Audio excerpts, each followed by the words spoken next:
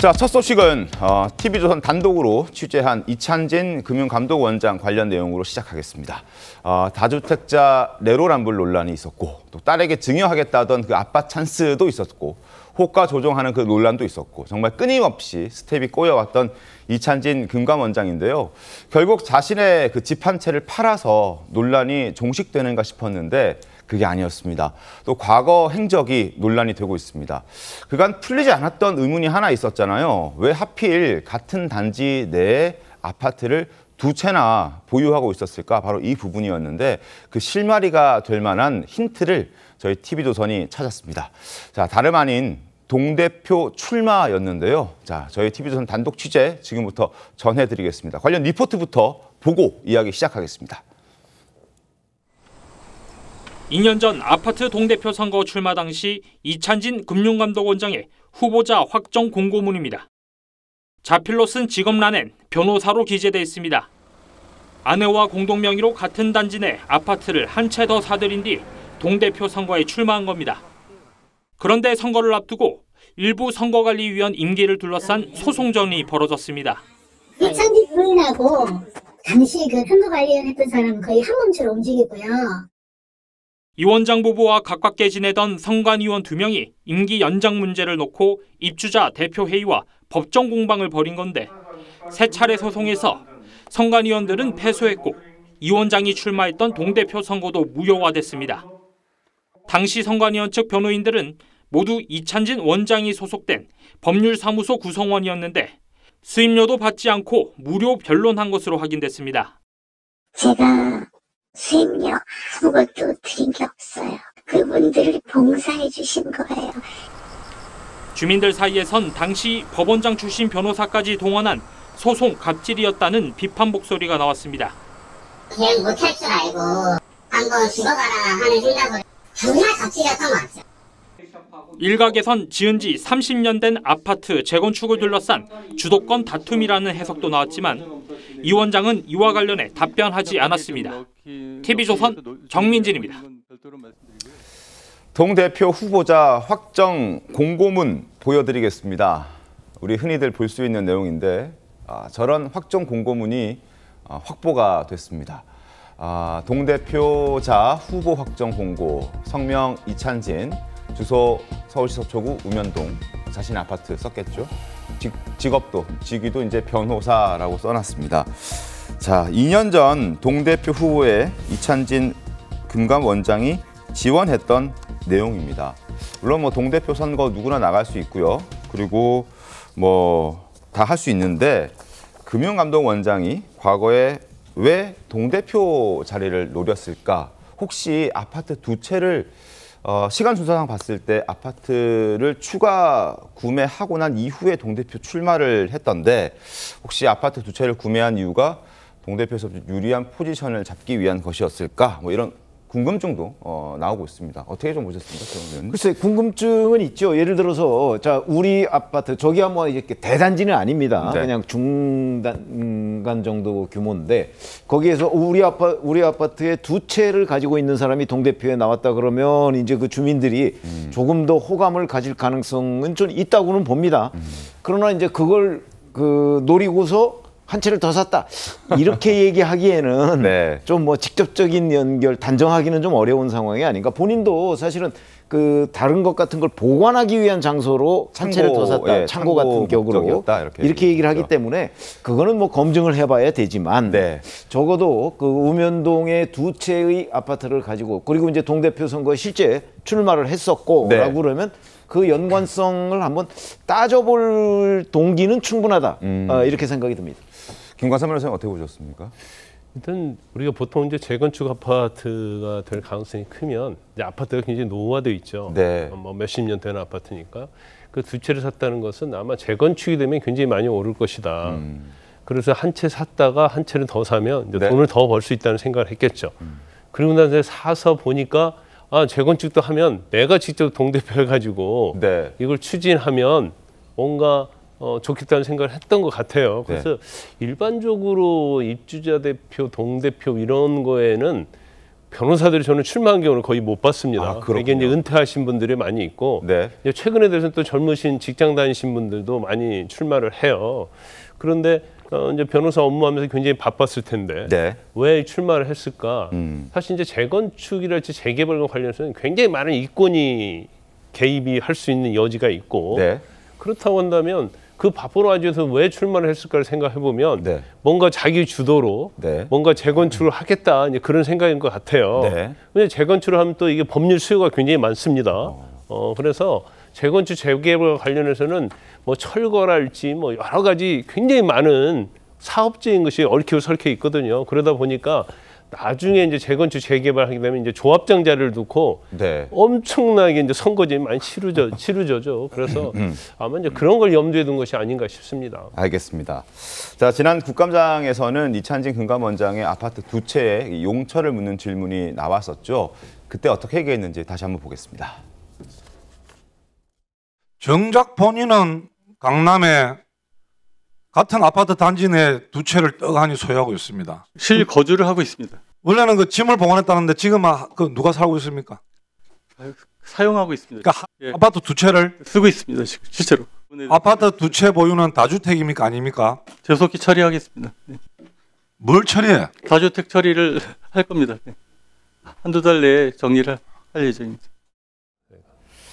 자, 동대표로 출마를 했었다 2년 전에. 그리고 재건축 이슈가 있는 아파트에 집을 두 채를 갖고 있었고 거기에서 동대표가 되겠다라고 출마까지 했었다. 어떻게 좀 보셨습니까? 시청자 여러분께서는. 그리고 가령 재건축을 하게 되는 경우에 동대표가 나중에 추후에 재건축 조합장이 될 가능성도 더 높다고 봐야겠죠? 그런 걸 노렸을 수도 있지 않겠습니까? 글쎄요, 뭐 그 가능성을 배제하기 어렵습니다만 저 아파트가 보니까 이제 30년이 막 됐더라고요. 네네. 재건축 연한을 막 이제 충족한 그런 아파트여서 지금 시작해도 재건축이 실제 추진될 때까지는 상당한 시간이 걸리겠죠. 예. 걸립니다. 그게 이제 승인을 받고 하는 데까지만 해도 뭐 한 5년 이렇게 걸리기 때문에. 근데 이제 아파트 동대표라는 게 영구적으로 하는 건 아니고 네. 임기가 있습니다. 뭐 한 2년 이렇게 임기를 할 텐데 모르겠습니다. 재건축 그 초기 추진 과정에서 뭔가 거기에 좀 힘을 실기 위해서 그걸 네. 촉진하기 위해서 또 법률 전문가이기도 하니까 이제 출마한 동기는 있을 수 있을 것 같아요. 근데 그게 이제 나중에 무슨 조합장 자리까지 염두에 두고 출마했다라는 건 이제 추정일 뿐이죠. 네네. 지금 뭐 그런 동기까지 우리가 짐작하기는 좀 어렵고요. 어찌됐든 모양새는 좀 사납게 됐습니다. 네. 지금 어쨌든 그 이번 부동산 정책의 핵심이 대출 규제지 않습니까? 네.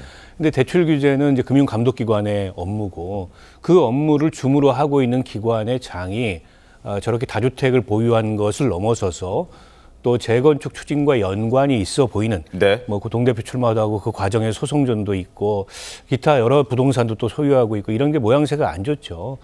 그래서 이제 고위공직자들의 과도한 재산 보유나 투기나 또 다주택이나 많은 논란이 그동안에 있었는데 네. 이 정부에서도 뭐 변하지 않고 그런 논란이 다시 벌어지는 게 아닌가 싶고 저는 아쉬운 점이 그런 거예요. 이번에 11호 부동산 대책은 굉장히 고강도 대책입니다. 맞습니다. 이런 고강도 대책을 내놓으려면 적어도 그 정책의 이 주무를 맡게 되는 정책 입안자들, 핵심 네. 정책 입안자들은 좀 그런 논란을 사전에 해소했어야 되는 거 아닌가. 이를테면 뭐 갭 투자한 사람들은 네. 미리 팔거나 아니면 다주택자들은 미리 정리를 하거나 네.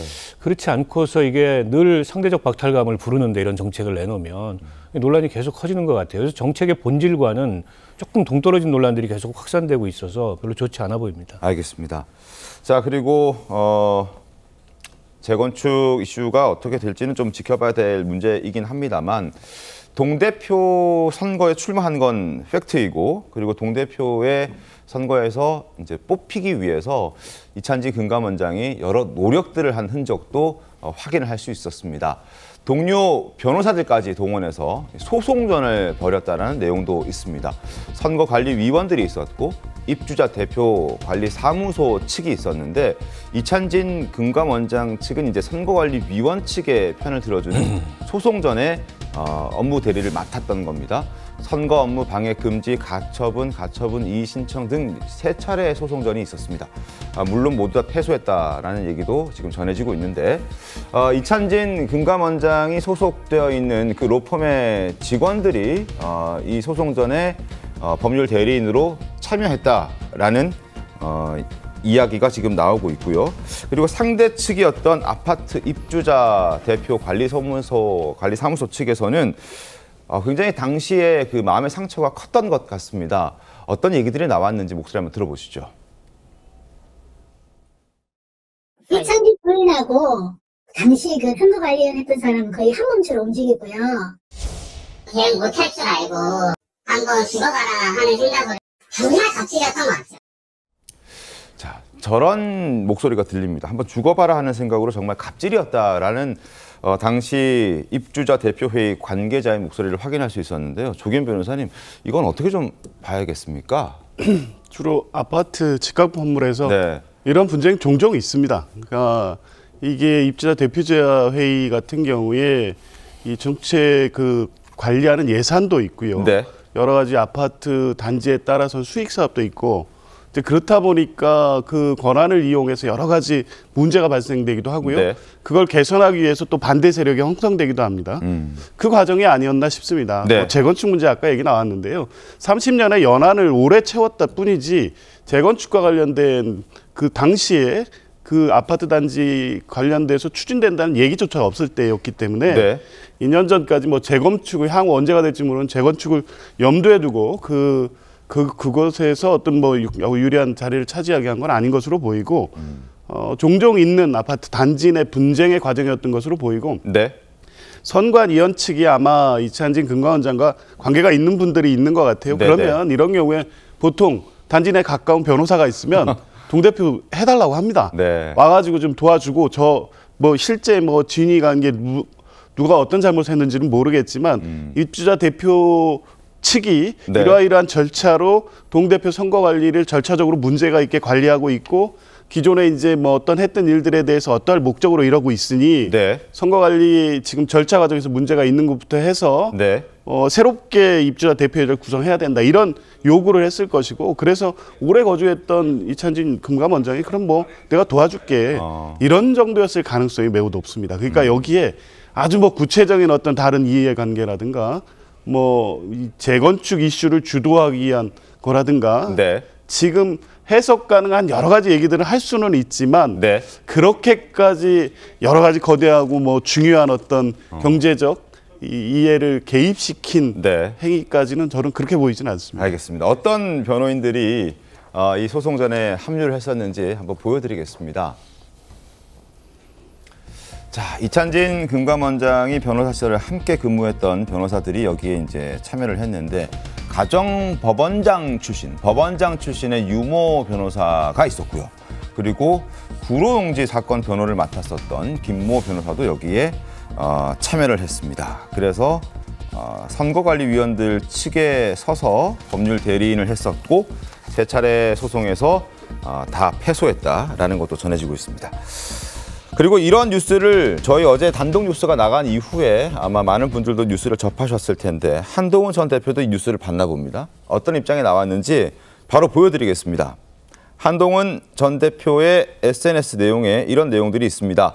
자, 돈이 그렇게 좋으면 공직에 욕심을 내지 말아야 한다. 누가 봐도 정상적이지 않다. 이런 사람이 주도하는 부동산 정책은 국민이 신뢰하지 않는다라고 날카로운 비판의 목소리를 한동훈 전 대표가 냈습니다. 어떻게 보셨습니까? 그러니까 한동훈 전 대표의 시각은 이게 돈을 벌기 위한 목표다. 네. 뭐 이렇게 판단을 하고 있는 거죠. 네. 그러니까 그 우면동에 2채의 아파트를 가지고 있는 것도 이제 곧 그 재건축 대상이 되고 재건축 대상이 되면 아파트 값이 상승하거든요. 그렇겠죠. 그러니까 이런 것들은 결국은 본인이 얘기하는 뭐 창고로 쓰기 위해서다 이런 걸 믿지 않고 그것도 결국은 재건축 이슈가 그 불거졌을 때 그 아파트 값이 오를 수 있다는 걸 전제로 하고 그걸 기대하고 네. 아파트를 샀던 것 아니냐. 한동훈 전 대표는 이렇게 보고 있는 거예요. 네. 그러니까 이제 그렇게 정말 그 돈을 벌어야 되겠다. 뭐 한 채 가지고 부족해서 뭐 2채 뭐 이 정도가 된다면 그러면 금융감독원장 같은 거 하지 말고 네. 그냥 돈이나 벌어라. 네. 이제 이렇게 지금 한동훈 전 대표가 얘기를 하고 있는 건데 글쎄 그 후에 뭐 이제 다른 부분에 그 이제 투자했던 부분도 저희가 그 다루게 되겠지만 네네. 그런 것들을 종합적으로 보면 저도 개인적으로는 아마 그 돈을 좀 더 벌기 위한 그런 목표로 두 채 그다음에 다른 여러 가지 투자 이루어지지 않았는가. 그래서 한동훈 전 대표가 그 저렇게 볼 수 있다. 네. 저 그 상당히 공감이 가는 분석이라고 생각합니다.